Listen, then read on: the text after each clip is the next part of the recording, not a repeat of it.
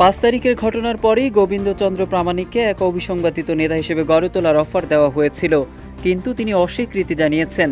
জাতীয় হিন্দু মহাজোটের এই নেতা সম্প্রতি জাতীয় দৈনিক সমকালকে দেওয়া একান্ত সাক্ষাৎকারে এ মন্তব্য করেন। সমকালকে দেওয়া সাক্ষাৎকারে চিন্ময় কৃষ্ণের পাশাপাশি হিন্দুদের উপর হামলা, চিন্ময়কে কেন্দ্র করে চলমান ইস্যুতে ভারতের বিবৃতি সহ নানা বিষয়ে কথা বলেন।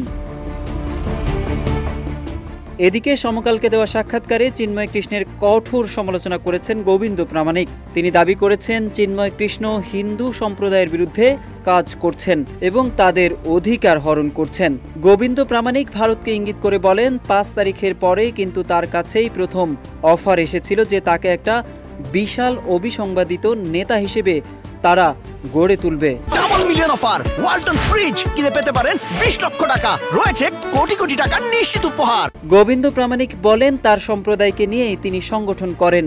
তার সম্প্রদায়ের চোখের জল কিংবা রক্তের উপর দিয়ে তিনি নেতা হতে চান না, তাই তিনি এই প্রস্তাবে সরাসরি অস্বীকৃতি জানান বলে জানিয়েছেন। তিনি বলেন, পরবর্তীতে তারা বেছে নিয়েছে চিন্ময় কৃষ্ণকে। প্রামাণিক আরও বলেন, চিন্ময় কৃষ্ণ ইসকনের নেতা না, সে 2023 সাল থেকে বহিষ্কৃত এবং তাকে অনৈতিক কর্মকাণ্ডের বিষয় নিয়ে ইন্টারন্যাশনাল চাইল্ড প্রোটেকশন টিম বহিষ্কার করেছে। বহিষ্কারের পর ইসকনের বিপক্ষেই মামলা করেছিল চিন্ময়। এছাড়াও প্রত্যেক ইসকন মন্দির থেকেও চিন্ময়কে বহিষ্কার করা হয়েছে বলে উল্লেখ করেন গোবিন্দ প্রামাণিক। এরপর তিনি আওয়ামী লীগ নেতা নওফেল ও আজম নাসির মিলে চিন্ময় ও লীলারাজ ব্রহ্মচারী সহ কয়েকজনকে আশ্রয় দিয়েছে এবং পুণ্ডরিক আশ্রমে পৃষ্ঠপোষকতা করেছে বলে জানান। এদিকে সাক্ষাৎকারে গোবিন্দ প্রামাণিক বলেন, তারা যখন 2008 থেকে 23 সাল পর্যন্ত আওয়ামী লীগের সময়ে গ্রামটে গ্রাম জ্বালিয়ে দেওয়া সহ নানা বিষয় নিয়ে সরব ছিলেন, তখন আমেরিকার কংগ্রেসম্যানরা বাংলাদেশে এসে তদন্ত করে রিপোর্ট পেশ করে। কিন্তু লীলারাজ ও চিন্ময়রা সংবাদ সম্মেলন করে বলেছে যে হাসিনার আমলে 2008 থেকে 2023 সালের মধ্যে কোনো ঘটনাই ঘটেনি। হিন্দুরা অত্যন্ত সুখে আছে, ভালো আছে। শুধু তাই নয়, জো বাইডেনকে চিঠি দিয়ে কংগ্রেসম্যানদের বিরুদ্ধে ব্যবস্থা নেওয়ার আহ্বানও জানান তারা। গোবিন্দ প্রামাণিক বলেন, তখন থেকেই তারা আওয়ামী লীগের পারপাস সার্ভ করার জন্য পরীক্ষিত নেতা। চিন্ময় প্রসঙ্গে গোবিন্দ প্রামাণিক বলেন, আপনারা এইখানে দেখেন আজকে ভারত এনার পক্ষে কথা বলছে, কিন্তু ভারত রাম রহিমকে ঠিকই বিতাড়িত করেছে এবং ভারত কিন্তু প্রতিনিয়ত এই সমস্ত সাধু সন্ন্যাসীদের ঠিকই সাইজ করে। এরা এত চতুর যে নিজেদের দায়ভারটা ইসকনের ঘাড়ে চাপিয়ে দিচ্ছে।